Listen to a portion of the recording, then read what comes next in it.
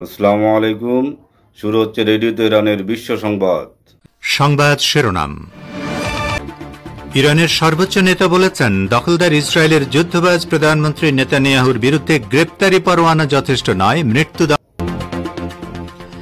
ফিলিস্তিনের অবরুদ্ধ গাজা উপত্যকায় ইসরায়েলি হামলায় 1 বছরে 1000-এরও বেশি স্বাস্থ্যকর্মী শহীদ। ইসরায়েলের যুদ্ধের ক্লান্তির ছাপ দেখছেন বিশেষজ্ঞরা। বাংলাদেশের শিক্ষার্থীদের শান্ত থাকতে বলেছে সরকার। ঢাকায় 3 কলেজের শিক্ষার্থীদের সংঘর্ষের পর আইন শৃঙ্খলা পরিস্থিতি নিয়ন্ত্রণে বিজেপি মোতায়েন। এবং ভারতের উত্তরপ্রদেশের সম্ভালের শাহী জামা মসজিদ সমীক্ষা নিয়ে হতাহতের ঘটনায় যোগী আদিত্যনাথ সরকারকে দায়ী করেছেন অখিলেশ যাদব। আসসালামু আলাইকুম শ্রোতা বন্ধুরা, গুরুত্বপূর্ণ সংবাদ শিরোনাম শুনলেন এতক্ষণ। এবারে বিস্তারিত বিশ্ব সংবাদে আপনাদের আমন্ত্রণ জানাচ্ছি আমি নাসির মাহমুদ। ইসলামী প্রজাতন্ত্র ইরানের সর্বোচ্চ নেতা আয়াতুল্লাহিল উজমা খামিনি বলেছেন, মানুষের ঘরবাড়িতে বোমা বর্ষণকে বিজয় বলে না। আজ ইরানের স্বেচ্ছাসেবী বাহিনী বাসিজের হাজার হাজার সদস্যের এক সমাবেশে সর্বোচ্চ নেতা আয়াতুল্লাহ সৈয়দ আলী খামেনি এ কথা বলেন।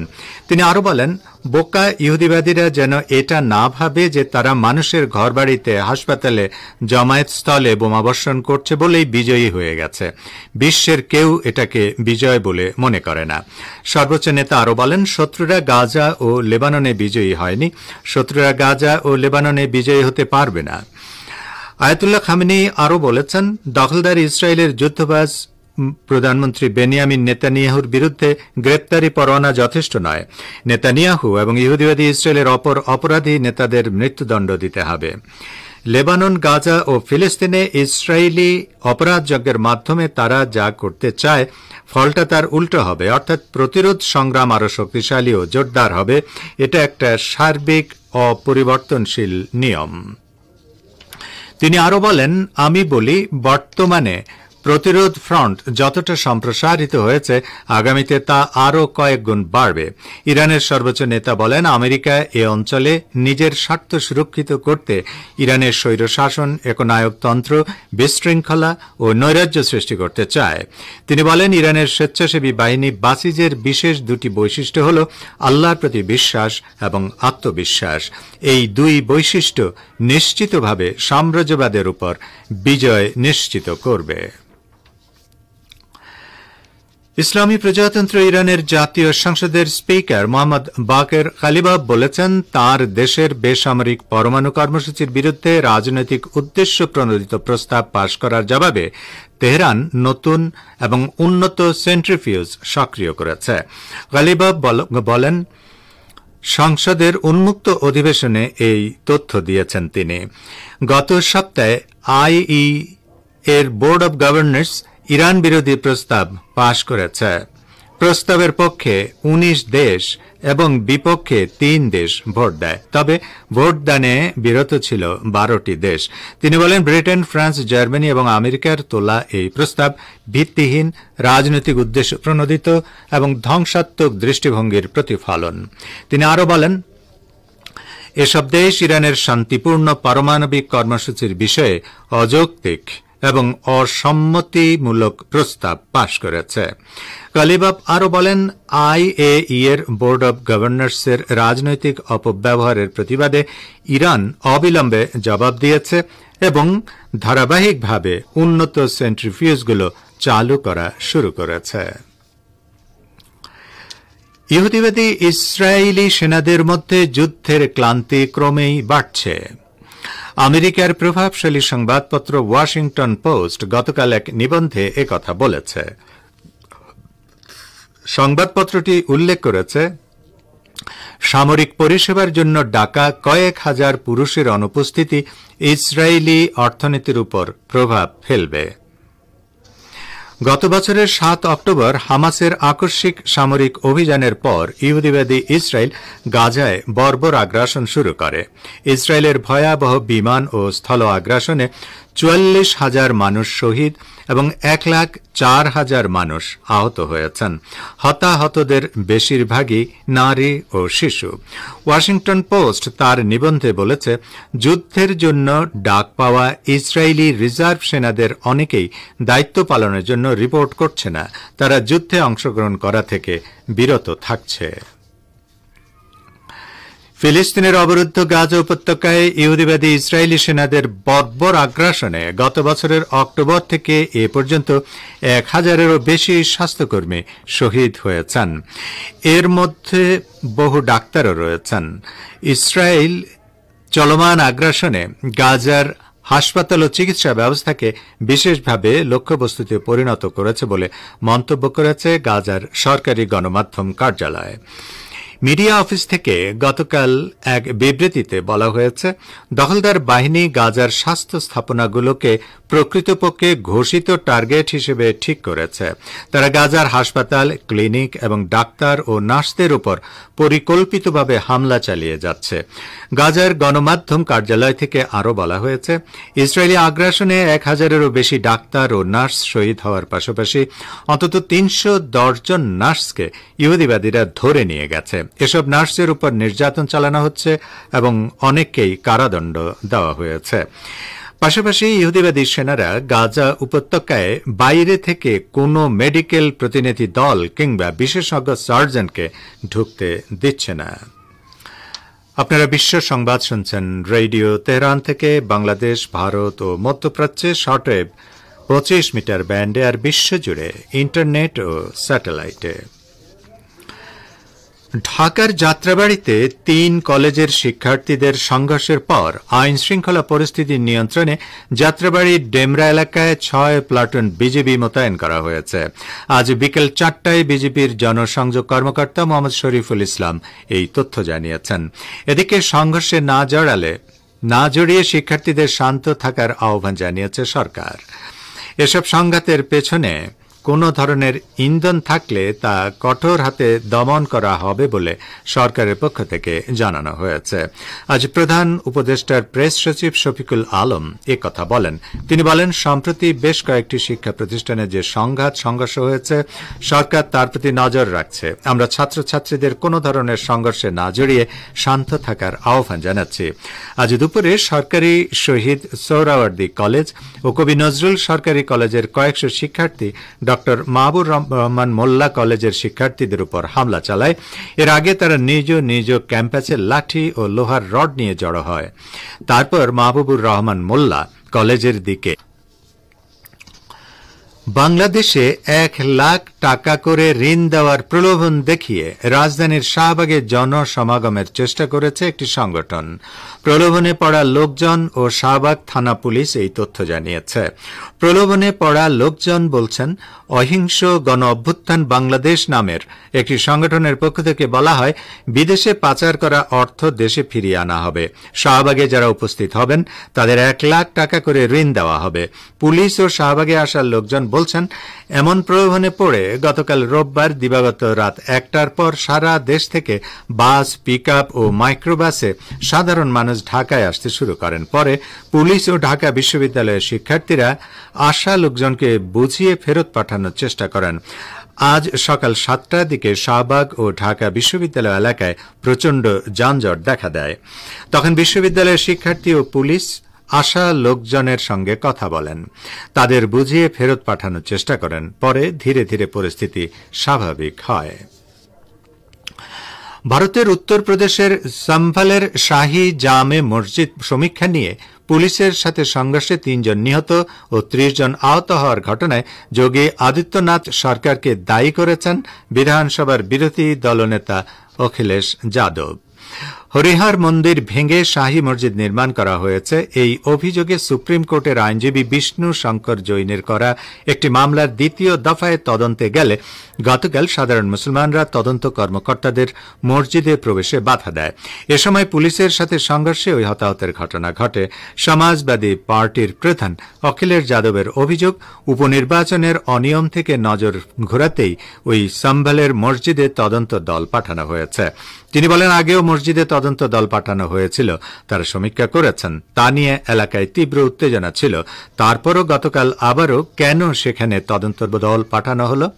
অখিলেশ যাদব এক সংবাদ সম্মেলনে আরও বলেন, সাম্ভালে যা ঘটছে তা অত্যন্ত গুরুতর। প্রশাসন ইচ্ছাকৃতভাবে ওই তদন্ত দল পাঠিয়েছিল যাতে একটা গোলমাল হয়। এদিকে ভারতের লোকসভার স্পিকার এবং সেক্রেটারি জেনারেলকে মুলতবি প্রস্তাব দিয়ে চিঠি লিখেছেন কংগ্রেস সাংসদ মনিকম টেগোর। আদানির বিরুদ্ধে ওঠা অভিযোগ প্রসঙ্গে প্রধানমন্ত্রীর নীরবতার বিরোধিতা করেছেন তিনি। ভারতের শিল্পপতি গৌতম আদানির বিরুদ্ধে ওঠা দুর্নীতির অভিযোগ প্রসঙ্গে আলোচনা চেয়ে লোকসভায় মুলতবি প্রস্তাব দিয়েছেন কংগ্রেস সাংসদ মনিকম টেগোর। আজ সংসদের শীতকালীন অধিবেশনের শুরুতেই আদানি ইস্যুতে উত্তেজনা বাড়তে পারে বলে মনে করা হচ্ছে। অধিবেশন শুরুর আগে আজ সকালে কংগ্রেস সাংসদরা বৈঠক করেছেন তাদের রণকৌশল নিয়ে। বিশ্ব সংবাদে আবারও স্বাগত আপনাদের। সংযুক্ত আরব আমিরাতে একজন ইহুদিবাদী রাব্বি খুনের ঘটনায় ইরানকে জড়িয়ে যে খবর প্রচার করা হয়েছে তা কঠোর ভাষায় প্রত্যাখ্যান করেছে আবু ধাবিস্থ ইরান দূতাবাস। 28 বছর বয়সী ইসরায়েলি রাব্বি জাভি কোগান গত বৃহস্পতিবার দুবাইয়ে নিখোঁজ হন এবং গতকাল তার লাশ পাওয়া যায়। ইহুদিবাদী ইসরায়েল সরকার ও পশ্চিমা গণমাধ্যমগুলো এই ঘটনায় ইরানকে দায়ী করতে এক মুহূর্ত সময় নেয়নি। কোনো প্রমাণ ছাড়াই তারা সমস্বরে একথা প্রচার করতে থাকে যে এ ঘটনায় ইরানের হাত রয়েছে। এমনকি আমিরাতের পুলিশ তদন্ত শুরু করার আগেই তারা এ দাবি করতে থাকে। ইরান দূতাবাসের পক্ষ থেকে বার্তা সংস্থা রয়টার্সকে বলা হয়েছে, ওই ব্যক্তির নিহত হওয়ার ঘটনায় ইরানকে জড়িয়ে যেসব খবর প্রচার করা হচ্ছে তা আমরা কঠোর ভাষায় প্রত্যাখ্যান করছি। ইহুদিবাদী ইসরায়েলের বর্বর আগ্রাসন ও গণহত্যা থেকে ফিলিস্তিনি নারীদের সুরক্ষা দেওয়ার জন্য আন্তর্জাতিক সম্প্রদায়ের প্রতি আহ্বান জানিয়েছে ইসলামী প্রজাতন্ত্র ইরান। নারীর বিরুদ্ধে সহিংসতার অবসান বিষয়ক আন্তর্জাতিক দিবস উপলক্ষে ইরানের পররাষ্ট্র মন্ত্রণালয়ের মুখপাত্র ইসমাইল বাকাই গতকাল সামাজিক মাধ্যম এক্স পেজে দেওয়া এক পোস্টে ওই আহ্বান জানান। গত এক বছরেরও বেশি সময় ধরে ইহুদিবাদী ইসরায়েল ফিলিস্তিনের অবরুদ্ধ গাজা উপত্যকায় বর্বর আগ্রাসন ও গণহত্যা চালিয়ে আসছে, যার বেশিরভাগ শিকার সেখানকার নারী এবং শিশুরা।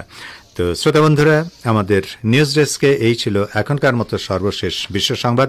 সঙ্গে থাকার জন্য আপনাদের অনেক অনেক ধন্যবাদ।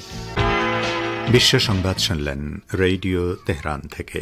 এবারে আমন্ত্রণ জানাচ্ছি সংবাদ ভাষ্যের অনুষ্ঠান দৃষ্টিপাতে। ইরানের সর্বোচ্চ নেতা আয়াতুল্লাহ উজমা খামেনেইর পক্ষ থেকে চলতি সপ্তাহে 3টি বইয়ের প্রশংসাপত্র প্রদান এবং ইউরোপের বাজারে একটি নতুন ইরানি উপন্যাস প্রকাশ করা হয়েছে। এ সম্পর্কে আমাদের ভাষ্যকারের বিশ্লেষণটি শুনুন গাজী আব্দুর রশিদের পরিবেশনায়। ইসলামী প্রজাতন্ত্র ইরানের সর্বোচ্চ নেতার পক্ষ থেকে 3টি বইয়ের প্রশংসাপত্র প্রদানের অনুষ্ঠান বেলগ্রেডের বাজারে ইরানি উপন্যাস ফারাঙ্গিসের অনুবাদ প্রকাশ এবং মালয়েশিয়ায় ইহুদিবাদের সমাপ্তি ও ইসরায়েলের পতন শীর্ষক বই প্রকাশ ছিল। চলতি সপ্তাহে ইরানের সাংস্কৃতিক অঙ্গনের কিছু গুরুত্বপূর্ণ খবর। ইসলামী প্রজাতন্ত্র ইরানের সর্বোচ্চ নেতা ইমাম খামেনেই যে 3টি বইয়ের জন্য প্রশংসাপত্র লিখেছেন সেগুলো হচ্ছে 20 বছর ও 3 দিন, তোমার সঙ্গে রয়েছি এবং মাজিদ বারবারি। সম্প্রতি ইরানের রাজধানী তেহরানে বাহমান প্রকাশনা সংস্থায় এক অনুষ্ঠানে ওই প্রশংসাপত্রগুলো উন্মোচন করা হয়। ফার্স্ট টুডের রিপোর্ট অনুযায়ী 20 বছর ও 3 দিন শীর্ষক বইটিতে শহীদ ইরানি যুবক সৈয়দ মোস্তফা মুসাভির জীবনী ও সাহসিকতা তুলে ধরা হয়েছে। তোমার সঙ্গে রয়েছে বইটিতে রয়েছে অপর ইরানি শহীদ মর্তজা আব্দুল্লাহ হিরের জীবনের নানা ঘটনা এবং মাজিদ বারবারি বইটিও লেখা হয়েছে 28 বছর বয়সী ইরানের আরেক শহীদ মাজিদ কোরবান খানির জীবনের গুরুত্বপূর্ণ ঘটনাবলী নিয়ে। সম্প্রতি মধ্য এশিয়ার দেশ আর্মেনিয়ায় দুজন ইরানি লেখকের লেখা দুটি শিশুতোষ বই প্রকাশিত হয়েছে। এর একটি বইয়ের নাম দৈত্যের ছায়া, যেটি লিখেছেন আব্বাস জাহাঙ্গীরিয়ান, এবং অপরটির নাম প্রতি বুধবারের জন্য ঘণ্টা, যেটি লিখেছেন ফরহাদ হাসান জাদে। আর্মেনিয়ার শিশুতোষ বইয়ের পাবলিক লাইব্রেরির সহযোগিতায় বই দুটি প্রকাশ করেছে আর্মেনিয়াস্থ ইরানি সাংস্কৃতিক কেন্দ্র। ফার্সি ভাষায় লিখিত বই দুটি আর্মেনীয় ভাষায় অনুবাদ করেছেন দেশটির প্রখ্যাত অনুবাদক গিয়র্গ আসাতুরিয়ান। ইরান ও আর্মেনিয়ার জনগণের মধ্যে সাহিত্য ও সাংস্কৃতিক সম্পর্ক ঘনিষ্ঠ করার লক্ষ্যে বই দুটি প্রকাশের উদ্যোগ নেওয়া হয়েছে। সার্বিয়ার প্রকাশনা সংস্থা অ্যাগনোসিয়া সম্প্রতি ইরানি উপন্যাস ফারাঙ্গিস প্রকাশ করেছে। বইটির লেখক ফারাঙ্গিস হায়দারপুর তার উপন্যাসে ইরানের পশ্চিম সীমান্তে ইরাকের সাবেক স্বৈরশাসক সাদ্দামের নেতৃত্বাধীন আগ্রাসনের দিনগুলোর ঘটনাবলী সুন্দরভাবে ফুটিয়ে তুলেছেন। বইটি সার্ব ভাষায় অনুবাদ করেছেন দেশটির প্রখ্যাত অনুবাদক নারমিন হুচিজ। সম্প্রতি তানজানিয়ার ইরানি সাংস্কৃতিক কেন্দ্রে সিরাজি বংশ শীর্ষক একটি বই প্রকাশ করেছে। বইটিতে 4টি অধ্যায় রয়েছে এবং এগুলোতে ইরান ও পূর্ব আফ্রিকার মধ্যে সম্পর্কের পটভূমি, পূর্ব আফ্রিকায় সিরাজিদের অভিবাসন, তানজানিয়ায় সিরাজিদের দৃশ্যমান ও অদৃশ্য ঐতিহ্য এবং উপসংহার বর্ণিত হয়েছে। মূল বইটি ফার্সিতে লেখা হলেও তানজানিয়ায় এটি ইংরেজি ভাষায় মুদ্রিত ও প্রকাশিত হয়েছে। সম্প্রতি মালয়েশিয়াস্থ ইরানি সাংস্কৃতিক কেন্দ্রের উদ্যোগে ইহুদিবাদের সমাপ্তি ও ইসরায়েলের পতন শীর্ষক একটি বই প্রকাশিত হয়েছে। বইটি সংকলন করেছেন মালয়েশিয়ার foundation on Islamic organization consultative কাউন্সিলের চেয়ারম্যান আজমি আব্দুল হামিদ। অভ্যন্তরীণভাবে ইহুদিবাদী ইসরায়েলের ধসে পড়ার সম্ভাব্য কারণ নিয়ে বিশ্বের প্রখ্যাত চিন্তাবিদরা যেসব নিবন্ধ রচনা করেছেন, বইটি মূলত সেসব নিবন্ধের সংকলন। পার্স টুডে ফেয়ার্সের রিপোর্ট অনুযায়ী মালয়েশিয়াস্থ ইরানি সাংস্কৃতিক কেন্দ্র এবং মালয়েশিয়ার foundation on Islamic organization consultative council যৌথভাবে বইটি প্রকাশ করেছে। বন্ধুরা, এবারে জানিয়ে দিচ্ছি গুরুত্বপূর্ণ সংবাদ শিরোনামগুলো আরও একবার। ইরানের সর্বোচ্চ নেতা বলেছেন, দখলদার ইসরায়েলের যুদ্ধবাজ প্রধানমন্ত্রী নেতানিয়াহুর বিরুদ্ধে গ্রেপ্তারি পরোয়ানা যথেষ্ট নয়, মৃত্যুদণ্ড দিতে হবে। ফিলিস্তিনের অবরুদ্ধ গাজা উপত্যকায় ইসরায়েলি হামলায় 1 বছরে 1000-এরও বেশি স্বাস্থ্যকর্মী শহীদ। ইসরায়েলের যুদ্ধের ক্লান্তির ছাপ দেখছেন বিশেষজ্ঞরা। বাংলাদেশের শিক্ষার্থীদের শান্ত থাকতে বলেছে সরকার। ঢাকায় 3 কলেজের শিক্ষার্থীদের সংঘর্ষের পর আইন শৃঙ্খলা পরিস্থিতি নিয়ন্ত্রণে বিজিবি মোতায়েন এবং ভারতের উত্তরপ্রদেশের সম্ভলের শাহী জামে মসজিদ সমীক্ষা নিয়ে হতাহতের ঘটনায় যোগী আদিত্যনাথ সরকারকে দায়ী করেছেন অখিলেশ যাদব।